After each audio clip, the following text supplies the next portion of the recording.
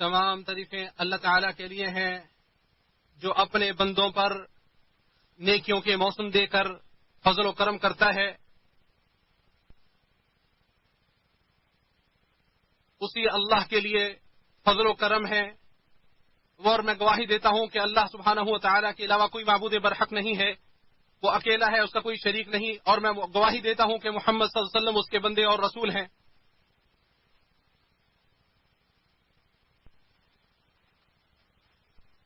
اللہ رب العزت کی رحمت نازل ہو نبی کریم صلی اللہ علیہ وسلم پر، آپ صلی اللہ علیہ وسلم کی آل پر، اور قیامت تک آپ کی سنت کی پیروی کرنے والوں پر.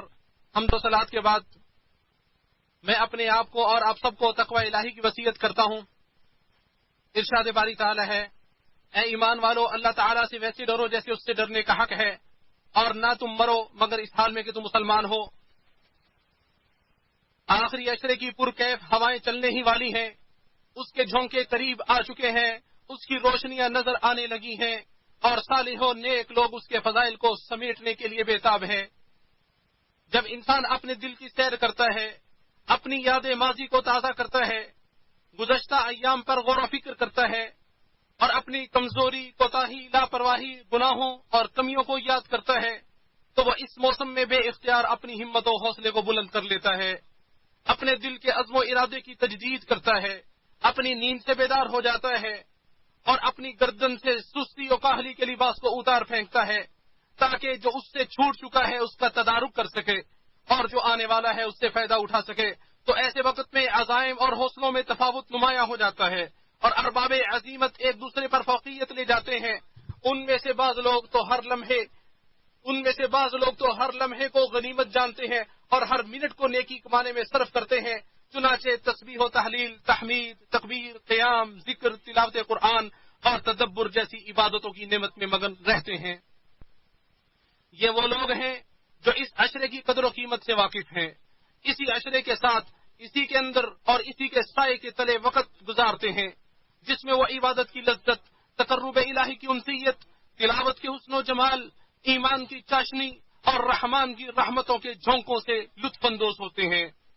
ان کی روحیں آسمان کی طرف بلند اور آسمان کی بلندیوں میں منڈلانے لگتی ہیں. ان کے نفوس پاک و صاف ہو جاتے ہیں، ان کے دل علو و بلندی کی منزلیں طے کرتے ہیں. اور یہ روزوں کی حکمتوں میں سے سب سے بڑی عظیم حکمت ہے جو اللہ تعالیٰ کے اس پر ارشاد میں مذکور ہے، لعلکم تتقون، تاکہ تمہارے اندر تقوی پیدا ہو جائے. ان 10 دنوں کی ساعتیں محدود ہیں، لمحات گنے چنے ہیں، یہ گھڑیاں جلدی گزر جانے والی ہیں، اور یہ ایام آنکھ جھپکتے ہی رخصت ہو جائیں گے. اہل بصیرت مضبوط ہمت و حوصلے اور مکمل بیداری کے ساتھ نیز دنیاوی مشغولیات اور الجھنوں سے الگ ہو کر ان ایام سے خوب مستفید ہوتے ہیں. ام المؤمنین عائشہ رضی اللہ عنہا نے ماہ رمضان میں نبی اکرم صلی اللہ علیہ وسلم کے احوال کو بڑے بلیغ اور مختصر مگر جامع الفاظ میں یوں بیان کیا، جب یہ عشرہ داخل ہوتا تو نبی اکرم صلی اللہ علیہ وسلم اپنی کمر کس لیتے، شب بیداری فرماتے اور اپنی بیویوں کو بھی بیدار کرتے. اسے امام بخاری نے روایت کیا ہے، تاکہ آپ صلی اللہ علیہ وسلم کا یہ طریقہ عبادت امت کے لیے روشنی کا مینار ہو، توبہ کرنے والوں کے لیے رہنمائی کا ذریعہ ہو، اطاعت کرنے والے اسے اپنا منہج بنا لیں، وہ گنہگاروں کی پناہ گاہ ہو، اور اہل ایمان اسے ترقی کی منزلیں طے کریں. اس عشرے کی راتوں میں رب کے ساتھ مناجات و سرگوشی کتنی ہی اچھی لگتی ہے.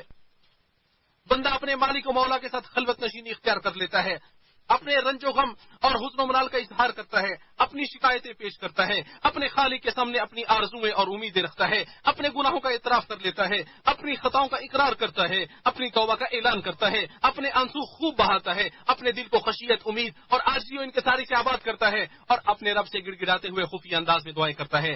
اس کے سوا تمہارا کوئی رب نہیں، وہی ٹوٹے ہوئے دلوں کو جوڑنے والا ہے. چنانچہ پھر دعائیں قبول ہوتی ہیں، فیوز و برکات کا نزول ہوتا ہے، اور رحمتوں کی بارش برستی ہے. ارشاد باری تعالی ہے، جب میرے بندے میرے بارے میں آپ سے سوال کریں تو آپ کہہ دیں کہ میں بہت ہی قریب ہوں، ہر پکارنے والے کی پکار کو جب بھی وہ پکارے قبول کرتا ہوں.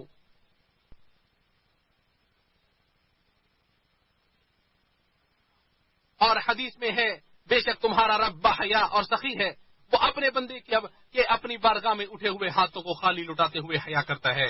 اسے امام ترمذی نے روایت کیا ہے. لہذا اپنے آپ کو خرید لو، ابھی بازار ختم نہیں ہوا ہے، قیمت بھی باقی ہے، اور ٹال مٹول کے وسوسے پر دھیان مت دو. شب قدر کے بارے میں اللہ تعالیٰ کا ارشاد ہے، شب قدر 1000 مہینوں سے بہتر ہے، اس میں ہر کام کے سر انجام دینے کو اپنے رب کے حکم سے فرشتے اور روح الامین جبریل امین اترتے ہیں. یہ رات سلامتی کی ہوتی ہے اور فجر طلوع ہونے تک رہتی ہے۔ کیا روزے دار اس عظیم اجر و ثواب کا تصور کر سکتا ہے جو 1000 مہینے کے اجر و ثواب سے بہتر ہے؟ اور اللہ کی بارگاہ میں کھڑا ہونے والا کیا اس خوفناک منظر اور عظیم اجتماع کے بارے سوچ سکتا ہے جس میں اس رات کی عظمت کی وجہ سے فرشتے اور جبریل امین اترتے ہیں؟ یہ جو فرشتوں کا نزول ہوتا ہے یہ اپنے اندر امن و امان اور سلامتی کے سارے معانی کو سموئے ہوئے ہوتا ہے۔ یہ رات سراپا خیر ہوتی ہے، اس میں شر و برائی کا کوئی نام نہیں ہوتا، ہر آفت و بلا سے محفوظ ہوتی ہے اور طلوع فجر تک خیر و برکت اس میں اترتی رہتی ہے، اور مسجدوں میں یہ عبادت کرنے والوں پر فرشتے سلام بھیجتے رہتے ہیں۔ یہ وہ بڑی خوشگوار رات ہوتی ہے، نہ زیادہ گرم اور نہ ٹھنڈی ہوتی ہے، بڑی مبارک رات ہوتی ہے۔ شروع رات سے طلوع فجر تک خیر ہی خیر نازل ہوتی رہتی ہے۔ یہ اللہ کے اولیاء اور اطاعت گزاروں کے لیے سلامتی کی رات ہوتی ہے۔ پوری رات دائمی سلامتی اور سرمدی امن و امان سے معمور ہوتی ہے، جس سے ہر وہ مومن بہرہ ہوتا ہے جو طلوع فجر تک شب بیداری کرتا ہے۔ اس عظیم فضل اور بکثرت اجر و ثواب کی مناسبت سے ہمیں چاہیے کہ ہم بالکل تیار ہو جائیں، مسلسل عبادت کرتے رہیں، جن چیزوں کے ہم عادی ہو چکے ہیں انہیں چھوڑ دیں اور صبر و تحمل کا مظاہرہ کریں۔ یہ تو بس چند ایام ہیں، پھر پھل توڑنے کا وقت آ جائے گا اور انسان اس بات پر اپنے رب کا شکر ادا کرے گا کہ اس کے رب نے اسے چن لیا تھا تاکہ وہ اس غنیمت کو حاصل کر سکے، اس کی نیکیوں میں اضافہ ہو سکے اور وہ برکتوں سے بہرہ مند ہو سکے۔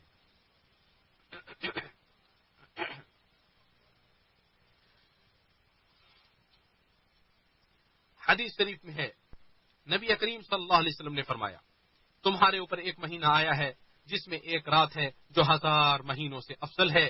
جو شخص اس رات سے محروم رہ گیا گویا ساری بھلائی سے محروم رہ گیا۔ اسے ابن ماجہ نے روایت کیا ہے۔ سیدہ عائشہ رضی اللہ عنہا کہتی ہیں، میں نے اللہ کے رسول صلی اللہ علیہ وسلم سے سوال کیا، اگر مجھے لیلۃ القدر کا علم ہو جائے تو بتلائیں کہ میں اس رات میں کیا کہوں؟ تو آپ صلی اللہ علیہ وسلم نے فرمایا، تم کہو اللہم انک عفو تحب العفو فاعف عنی، اے اللہ تو معاف کرنے والا ہے اور تو معافی کو پسند کرتا ہے، بس مجھ کو معاف کر دے۔ اسے امام ترمذی، نسائی، ابن ماجہ اور احمد نے روایت کیا ہے۔ یہ الفاظ احمد کے ہیں۔ اللہ سبحانہ و تعالیٰ معاف کرنے والا ہے، معافی کو پسند کرتا ہے، وہ ہمیشہ سے عفو درگزر کی وجہ سے معروف ہے اور اپنے بندوں کے گناہوں کو بخشنے کی صفت سے متصف ہے۔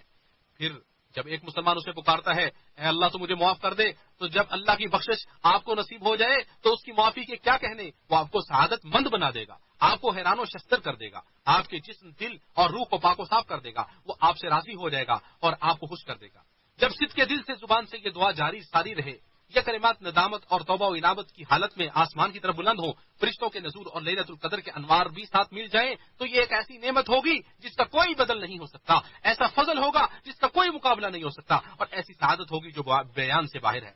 اللہ تعالیٰ کے عفو و معافی سے مراد یہ ہے، اللہ گناہوں کو بخش دیتا ہے، خطاؤں سے درگزر کر دیتا ہے، ان پر پردہ پوشی کرتا ہے، مصیبتوں اور معصیتوں کو مٹا دیتا ہے، نیکیوں کو دگنا کر دیتا ہے، بلکہ گناہوں کو نیکیوں میں تبدیل کر دیتا ہے۔ ارشاد باری تعالیٰ ہے، مگر جو توبہ کرے گا اور ایمان لے آئے گا اور نیک عمل کرے گا تو اللہ اس کے گناہوں کو نیکیوں سے بدل دے گا، اور اللہ بڑا معاف کرنے والا بے حد مہربان ہے۔ اور حدیث میں ہے، اللہ تعالیٰ مومن کو اپنے نزدیک بلا لے گا اور اسے اپنے پہلو میں لے لے گا اور اسے چھپا لے گا۔ اللہ تعالیٰ اس سے فرمائے گا، کیا تجھے فلاں گناہ یاد ہے؟ فلاں گناہ یاد ہے؟ وہ مومن کہے گا، اے پروردگار ہاں۔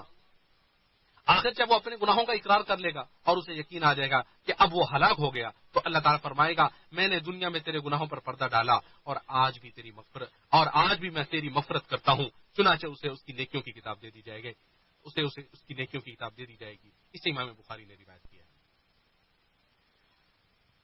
اللہ تعالیٰ کے کمال عفو درگزر کا عالم یہ ہے کہ بندہ اپنے نفس پر جس قدر بھی زیادتی کر لے، پھر اس کی طرف توبہ کرتے ہوئے رجوع کر لے تو وہ اس کے تمام جرائم کو معاف کر دیتا ہے۔ ارشاد باری تعالیٰ ہے، کہہ دے اے میرے بندو جنہوں نے اپنی جانوں پر زیادتی کی، اللہ کی رحمت سے نا امید نہ ہو جاؤ، بے شک اللہ سب گناہوں کو بخش دیتا ہے، بے شک وہی تو بے حد بخشنے والا، نہایت میں رحم کرنے والا ہے۔ اس کی رحمتیں کتنی وسیع، اس کی معافی کتنی خوبصورت اور اس کا فضل کتنا عظیم ہے۔ اللہ میرے اور آپ سب کے لیے قرآن کریم کو باعث برکت بنائے، مجھے اور آپ سب کو اس کی آیات اور ذکر حکیم سے نفع پہنچائے۔ میں اپنی یہ بات کہنے کے بعد اپنے لیے اور آپ سب کے لیے عظمت والے اللہ سے استغفار کرتا ہوں، تم بھی استغفار کرو، یقیناً وہ بہت بخشنے والا نہایت مہربان ہے۔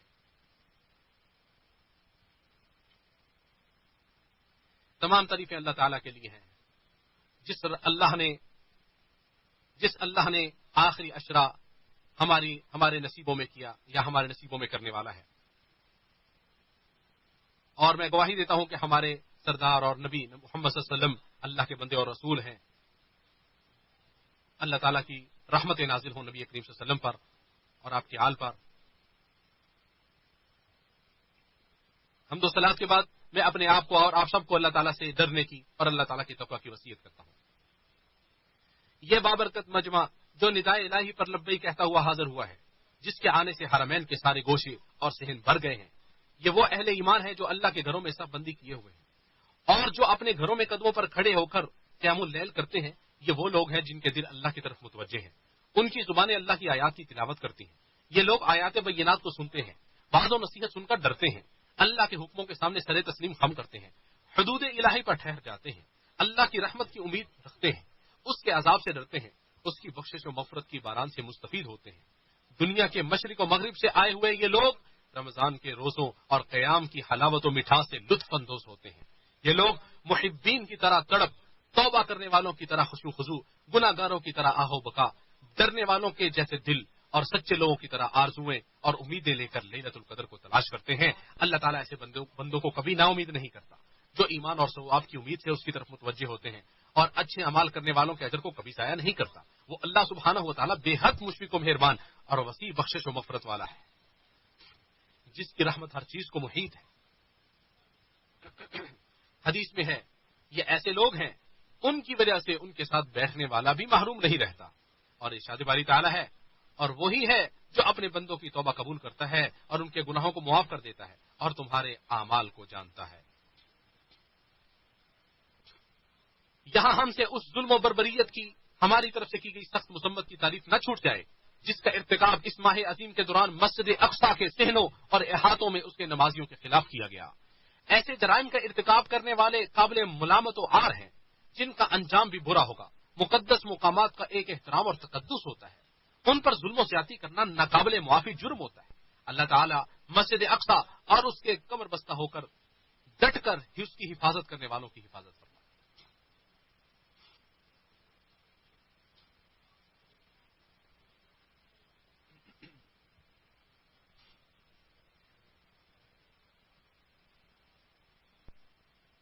اے اللہ مسجد اقصیٰ اور اس کے مکینوں کو ہر شر اور برائی سے محفوظ فرما۔ اے اللہ ان کی خصوصی حفاظت فرما، ان کی نگہبانی فرما، ظلم و زیادتی کرنے والوں کے مکر و فریب اور تدبیروں کو انہی کے خلاف بنا دے۔ اے اللہ تو اسلام اور مسلمانوں کو غلبہ نصیب فرما، کفر اور کافروں کو ذلیل رسوا فرما، دین کے دشمنوں کو تہس نہس کر دے، اس ملک کو اور تمام اسلامی ممالک کو امن کا گہوارہ بنا دے۔ اے اللہ ہم تجھ سے ہر بھلائی کا سوال کرتے ہیں، ہر وہ جلدی ملنے والی ہے یا دیر سے۔ اے اللہ ہم جانتے ہیں یا اسے ہم نہیں جانتے، اور ہم ہر اس برائی سے تیری پناہ مانگتے ہیں جو جلدی آنے والی ہے یا دیر سے، جسے ہم جانتے ہیں یا ہم نہیں جانتے۔ اے اللہ ہم تجھ سے جنت کا سوال کرتے ہیں اور ایسے قول و فعل کی توفیق کا سوال کرتے ہیں جو ہمیں جنت سے قریب کر دے۔ یا اللہ ہم جہنم کی آگ سے تیری پناہ چاہتے ہیں اور ہر ایسے قول و فعل سے بھی جو ہمیں جہنم کے قریب کر دے۔ اے اللہ ہم تجھ سے خیر و بھلائی کی ابتدا و انتہا، اس کی جامع چیزیں اور اس کے اول و آخر ظاہر و باطن کا سوال کرتے ہیں، اور جنت میں بلند درجات کا سوال کرتے ہیں۔ اے اللہ تو بخشنے والا معافی کو پسند کرتا ہے، لہذا ہمیں معاف فرما۔ اے اللہ ہم تیری نعمت کے ظاہر ہونے سے، تیری دی ہوئی عافیت کے پھر جانے سے، تیری ناگہانی گرفت اور تیرے ہر قسم کی ناراضگی سے پناہ مانگتے ہیں۔ اے اللہ ہمارے امام خادم حرمین شریفین کو اپنے پسندیدہ کاموں کی توفیق عطا فرما، ان کے ولی عہد کو ہر خیر کی توفیق عطا فرما، ان دونوں کو نیکی اور تقوی کے کاموں کی توفیق عطا فرما، اور تمام مسلم حکمرانوں کو اپنی شریعت کے نفاذ اور اپنے نبی کی سنت کی پیروی کرنے کی توفیق عطا فرما۔ اے ہمارے پروردگار ہمیں دنیا و آخرت میں خیر و بھلائی عطا فرما اور ہمیں آگ کے عذاب سے محفوظ فرما۔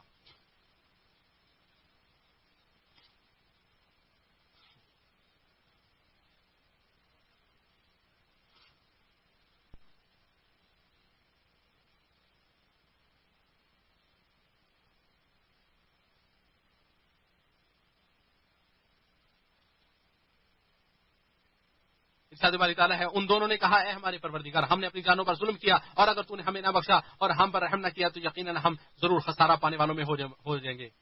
اے اللہ درود و سلام نازل فرما نبی صلی اللہ علیہ وسلم پر، نبی صلی اللہ علیہ وسلم کے آل پر، اور قیامت تک